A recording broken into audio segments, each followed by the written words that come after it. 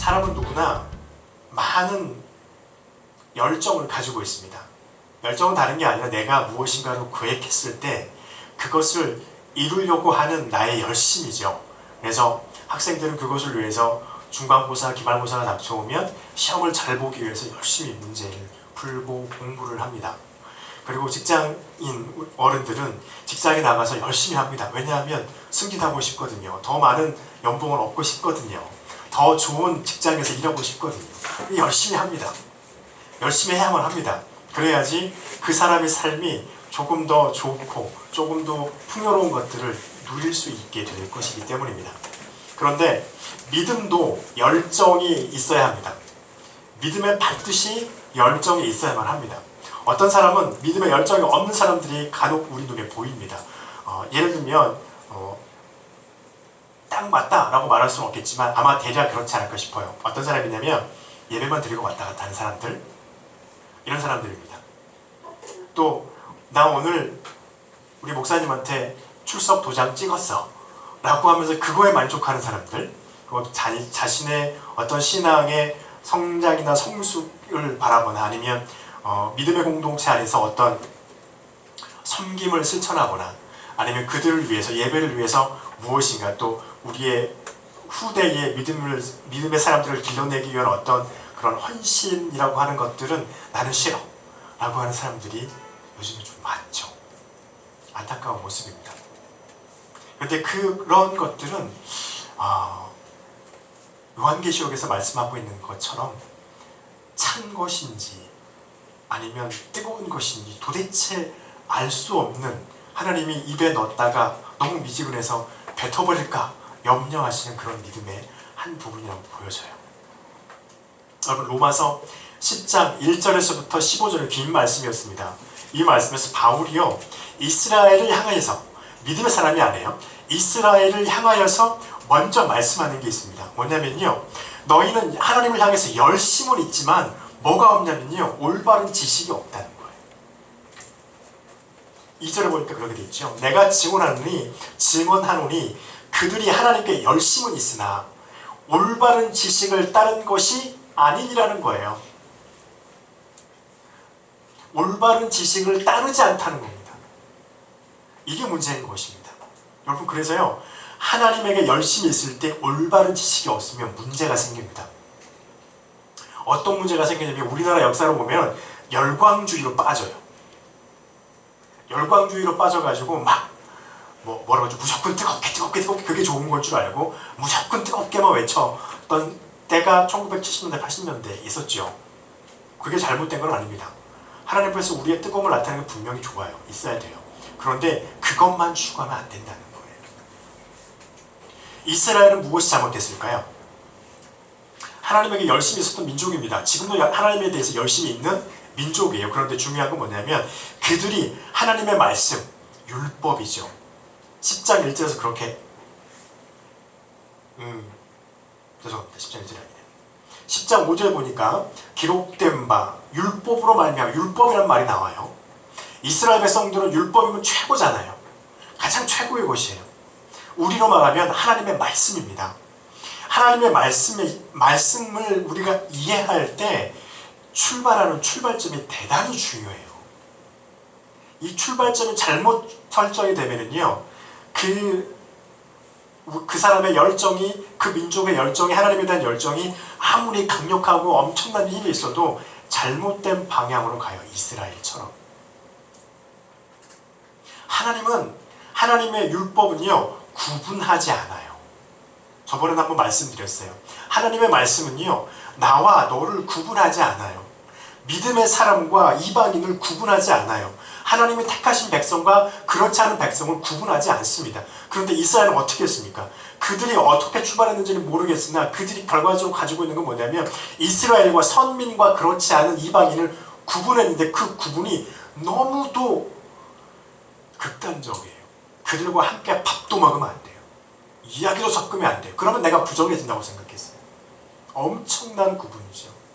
여러분, 출발점이 그렇게 틀어졌더니 그들이 복음을 가지고 나아갔을 때 복음을 통해서 하나님이 우리에게, 율법이 우리에게 말해주고 있는 그것과는 거리가 먼 쪽으로 틀어져 버렸다는 거예요. 그래서요, 율법을 이해할 때는, 말씀을 이해할 때는 말씀의 출발점이 중요합니다. 말씀은요, 하나로 보아요. 너와 나는 같은 거예요. 그래서 이렇게 하나님의 말씀에 대한 이해하고 있는 그 출발점이 잘못 설정이 되는 것이 얼마나 중요하냐면, 이 출발점의 이해가 바로 우리가 하고 있는 우리의 열정이 향하는 방향을 잡아요. 여러분 스피커 보이시죠? 앞에 스피커가 있습니다. 스피커 이렇게 틀어져 있지만 그냥 틀어져 있지 않습니다. 방향을 잡아줘서 틀어져 있는 거예요. 그래서 여러분에게 귀가 아프지 않게 양쪽에서 골고루 소리가 들릴 수 있는 각도를 잡아서 또 저 맨 끝에 한 점이 모여집니다. 그걸 보고 무슨 뭐 사운드 포인트라고 말하기도, 어떤 사람은 그렇게 말하기도 하는데, 그 포인트를 딱 잡아서 거기에 소리가 모이도록 만들어요. 그러면 이 공간 안에 있는 사람들은 어디에 앉아 있어도 양쪽의 소리가 고루 들리게 됩니다. 이게 방향성입니다. 그런데 하나님의 말씀에 대한 방향성을 잘못 이해하게 되면요, 이 방향성이 틀어지면 귀 아파요. 우리의 열정은 있지만 그 열정이 잘못된 방향으로 흘러가 버린다는 거예요. 이스라엘이 지금 하고 있는 것처럼. 이스라엘만 그랬나요? 사도 바울은 어땠습니까? 우리 사도 바울의 사도행전 2장에 사도행전에 보면 사도 바울의 그 역사가 있잖아요. 다메섹으로 갔을 때 그가 다메섹 간 이유가 무엇인가요? 예수 그리스도를 고백하고 믿는 그 사람들을 잡아다가 결박해서 감옥에 가두고 때로는 고문도 하고 그렇게 할 수 있도록 하기 위해서 그 사람들을 잡아가려고 다메섹으로 가던 도중이었습니다. 그는요, 대단한 열정을 가지고 있었던 사람이에요. 로마서를 기록하고 있는 사도 바울이, 주님을 만나기 전에. 그런데 그가 고백해요. 나의 열정이 잘못되어져 있었다는 거예요. 왜요? 말씀을 잘못 이해하고 있었던 거예요. 그래서 그가 그리스도를 만나고 난 이후에 아나니아라고 하는 사람을 만나서 어떤 일이 벌어졌습니까? 그의 눈에서 비늘 같은 게 떨어졌고, 그리고 그가 앞을 보기 시작했고, 복음에 대한 바른 이해, 말씀에 대한 바른 이해를 갖게 되기 시작합니다. 그러면서 그가 180도 완전히 바뀌죠. 복음을 전하는 자가 됐어요. 오히려 유대인들이 싫어하는 자가 되어버렸어요. 유대인들이 잡아서 그를 죽이든 감옥에 가두든 하는 제1순위 요지 인물로 블랙리스트 제1번으로 됐다는 것이죠. 여러분, 우리도 우리의 믿음 가운데서 이러한 모습이 없는가? 하나님은 말씀을 통하여서 하나가 되길 원하시는데 나는 분리하고 있지 않는가? 만약 그런 모습이 내게 있다면 그것은 우리가 하나님 앞에 무릎 꿇고 회개해야 하는 부분이 있다는 것입니다. 그래요. 그래서 우리는요, 하나님 앞에서 반드시 필요한 게 있습니다. 왜냐하면 우리가 하나님의 말씀을 이해하다 보면 우리에게 반드시 필요한 건 뭐냐면요, 4절의 말씀에 있죠. 그리스도를 믿는 모든 자에게 의를 이루시기 위해서 율법의 마침이 되셨습니다. 그래서 우리에게 필요한 분이 누구냐면 예수 그리스도가 반드시 필요합니다. 그냥 어떤 액세서리로 필요한 게 아니에요. 이거는 예수님은 반드시 우리에게 있어야만 하는 것입니다. 누구에게나, 믿는 사람에게나 믿지 않는 자들에게나. 왜냐하면 그분이 율법의 마침이 되셨어요. 율법의 마침이 됐다는 것은 무엇을 의미하는 것입니까? 율법이 하나님이 이스라엘에게 10계명을 주셨을 때 그 10계명이 불완전했냐? 그렇지 않아요. 불완전하지 않았어요. 불완전했기 때문에 사도 바울이 여기서 4절에서 말한 것처럼 예수 그리스도가 율법의 마침이 되었다라고 말한 게 아닙니다. 율법을 통해서 이 하나님의 택한 백성이라고 다른 사람, 다른 민족을 섬겨야 할 민족들이 이상하게 자기 것만, 자기 것으로만 독단적으로 흘러가니까 하나님께서 예수 그리스도를 통하여서 그들로 하여금 하나님께서 주신 율법의 참 뜻을 깨닫게 하신 거예요. 그리고 보이셨어요. 무엇을 주셨냐면 믿음을 주셨습니다. 그렇기 때문에 예수 그리스도가 율법의 마침이 되셨어요. 그래서 하나님을 향하여서 우리가 갈 수 없는데 하나님이 예수 그리스도를 통하여서 갈 수 있는 길을 열어주셨어요. 그래서 그것을 말씀을 통하여서 바라볼 수 있게 해주셨다는 것입니다. 그리고 또 한 가지 있어요. 하나님께서요, 저와 여러분에게 인정하시는 게 딱 하나 있습니다. 그게 뭐냐면요, 예수 그리스도를 통하여서 우리가 받은 의로움, 요거 하나는 인정해 주십니다. 나머지는요, 인정 안 하십니다. 내가 하나님 앞에 헌금을 얼마를 했던, 내지는 좀 심한 말로요, 11조를 매번 빠지지 않고 10의 1조만 면 10의 1조를 했던, 그거 하나님 따지지 않으세요. 하나님이 따지는 건 뭘까요? 예수 그리스도를 통하여서 의로움을 받았느냐, 그것을 믿느냐, 그것을 고백하느냐, 그것을 고백했느냐, 그리고 고백한 것으로 끝나지 않고 계속해서 고백해갖고 너 죽을 때까지 고백했니, 그것을 놓지 않았니, 이것을 보신다는 거예요. 하나님이 이것만 인정해 주십니다.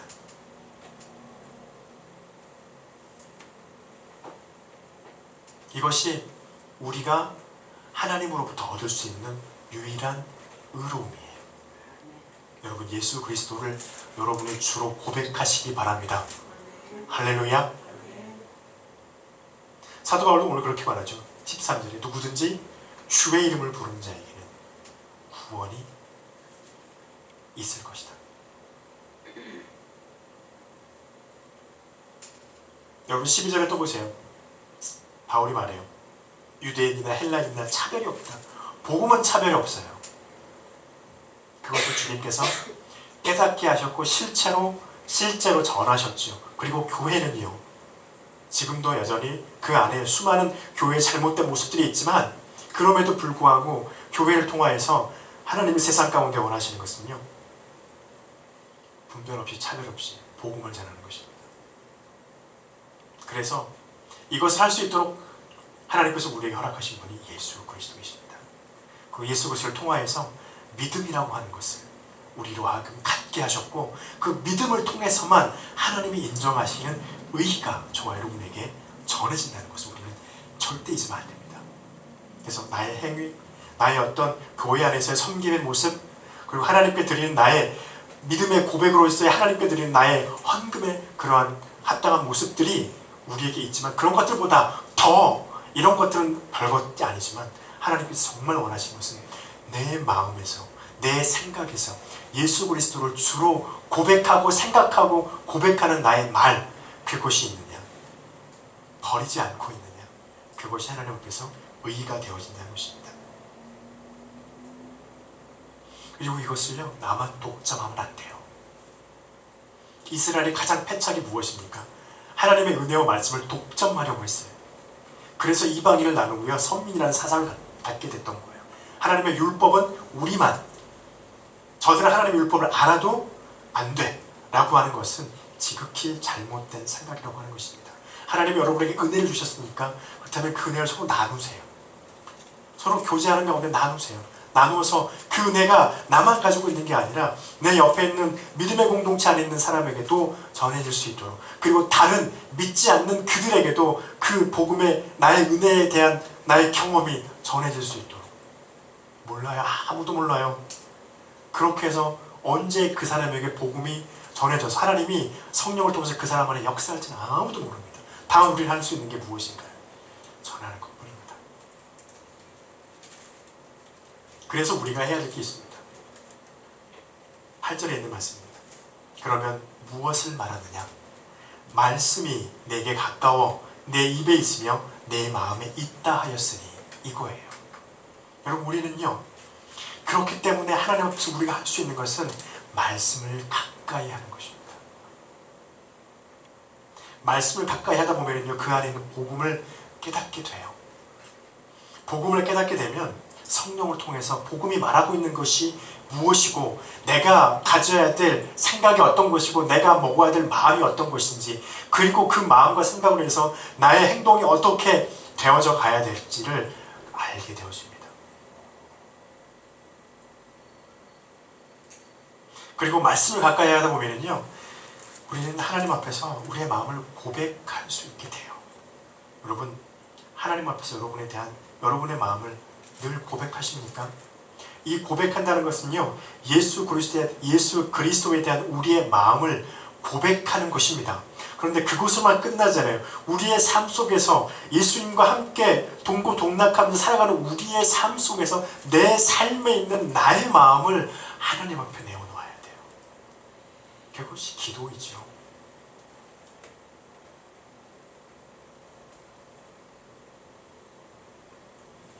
그리고 여기에는요, 다시 한번 말하지만 차별이 없습니다.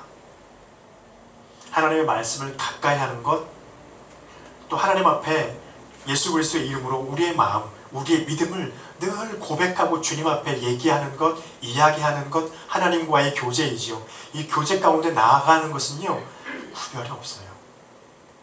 나만 할 수 있는 게 아니라 누구든 할 수 있습니다. 설사 심지어는 하나님이 그것도 허락하시죠. 하나님을 모르는 이들이 극한의 상황에 처했을 때 그들이 기도하는 것을 하나님 들어주실 때도 많이 있습니다. 가끔 유튜브를 통해서 탈북민들이 탈북하면서 넘어왔던 그런 상황들을 이렇게 들을 때가 있습니다. 듣다 보면 기가 막힙니다. 하나님의 입을 단 한 번도 들어본 적이 없는 사람들이 누군가 있다는 건 들었는데, 하늘에 누군가 있다고 들었는데 제발 날 좀 살려달라고 그렇게 기도를 했다는 거예요. 밀림 속에서 24시간을 걸어가면서 죽을 수도 있는 그 상황에서. 그런데 그 밀림을 헤치면서 행하는 그 찾아다니는 그런 사람들을 다 피해당하게 하시고 결국에는 자기가 대한민국이라고 하는 품에 들어왔다라고 하는 것들을 심심치 않게 됐습니다. 여전히 하나님은 믿음의 사람이든 믿음이 있는 이들이든 믿음이 없지만 하나님 앞에 간절히 서는 사람이면 누구든 하나님의 이름으로 기도한 그곳에 역사하십니다.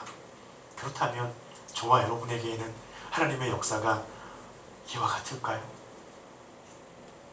하나님의 역사는 그들은 모르면서도 기도했는데 우리는 알고 기도하잖아요. 여러분, 마음에 기도할 수 있는 용기를 잃지 마시고 기도하시기 바랍니다. 그러면 하나님께서 여러분의 삶 속의 그 문제 가운데 반드시 역사하실 것입니다. 그러기 위해서는요, 말씀 앞에 늘 서세요. 우리 제자 훈련하면 매주마다 말씀 하나씩 묵상하잖아요. 암기하기도 하고 말씀 보기도 하고 또 매번 말씀을 이것저것 말씀을 보잖아요. 그 말씀 앞에 여러분 서세요. 제자 훈련 하니까 이때만 딱 보는 게 아니에요.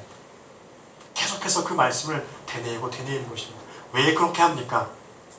말씀을 읽다 보면 하나님이 우리의 마음 가운데 나는 그렇게 될 줄 몰랐는데 하나님이 용기를 북돋아주세요. 능력을 부어주세요. 그래서 버티게 하세요. 신기하고 놀라운 일입니다.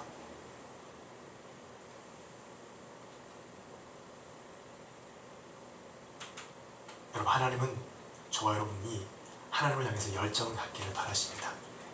다만 그 열정을 말씀을 잘 이해하고 말씀 앞에 서서 하나님 앞에 무릎 꿇는 자들이 그 열정을 갖기를 더욱더 원하십니다. 저와 여러분이 그런 열정을 갖는 우리가 되기를 간절히 축복합니다. 기도하겠습니다.